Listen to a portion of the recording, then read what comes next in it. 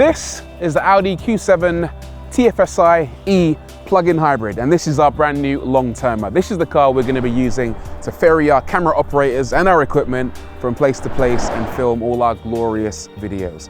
If you're familiar with the channel, then you'll know that we take pride in our videos. Everything has to look great, sound great. Now, if you're interested in something like this, then keep an eye on the channel because you're going to see this thing multiple times, starting with today, where we're going to take you for a little tour and show you exactly what it's like.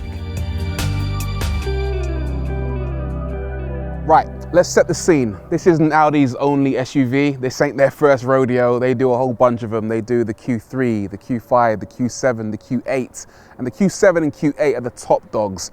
They're virtually identical apart from the rear end. The Q8 has a more kind of coupe-esque design, while the Q7 is much more practical, so it's ideal for our needs. Although in plug-in hybrid form, you don't get the option of 7 seats. It's only a 5-seater because of all the electrical gubbins that live underneath. Let me show you around a little bit. Bunch of color choices for this. You can have solid, metallic, pearl, or Audi exclusive. If you want a slightly different color, then you can spend £750 and go for one of the metallic options, including red, blue, brown, black, or this glacier white. If none of those suit your needs, then Audi do the Audi exclusive paint range, which requires you to spend a massive £3,600. But the beauty of that is that when you pay that £3.5 grand, you can actually tell them any color in the known universe and they'll apply it to the finish of your Q7. You basically take it into their dealership, they'll scan it for you, mix up a batch, and then apply it to your car. Very cool.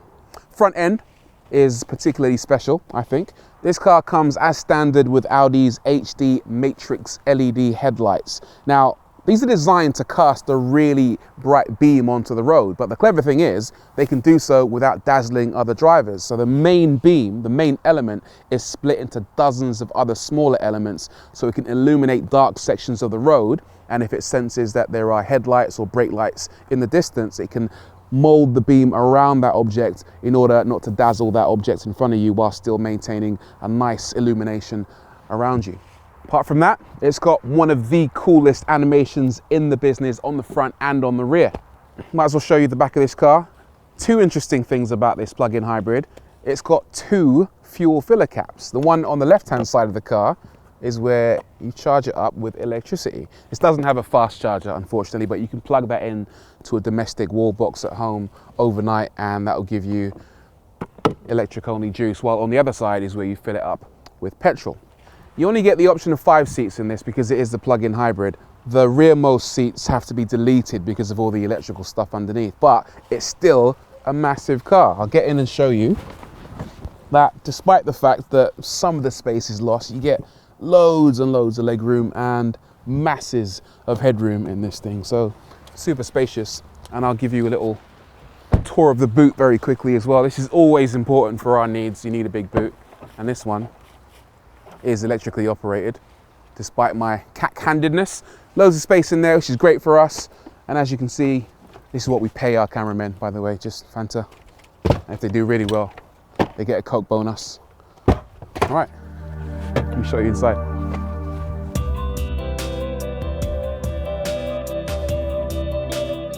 This particular version of the Q7 is the S-Line, which is a middle to high specification. And the beauty of the S-Line is that you get loads and loads of standard equipment. I'll start with the seats. These are sport seats. They come as standard. They're finished in Valcona leather with a rotor grey contrast stitching along the sides.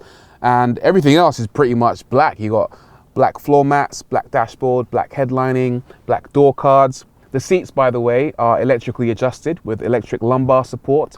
They're heated and they have a memory function. My favorite bit of this car though is definitely the infotainment system. It's littered with screens. You've got a big screen up here in front of you on the instrument binnacle. Now there's 2 versions of this. There's the Audi Virtual Cockpit and Audi Virtual Cockpit Plus. The Plus version allows you to customize the graphics and it looks sensational. You've got the option of Google Maps on there. You can move your speedo, your tachometer around and just customize it to within an inch of its life, basically. On the center console, you've got 2 displays. The upper screen is your main interface, moving between all of your media settings, while the lower screen is dedicated to your climate control. So you can control things like your temperature independently on the passenger and driver side. And also on the bottom down here, there's a switch that allows you to toggle the EV mode. And that's right, because this car is a plug-in hybrid. That means it can run totally electrically for around 27 miles. We're going to put that claim to the test though. Probably in the next video, you're going to find out exactly how far this car can go on battery power alone.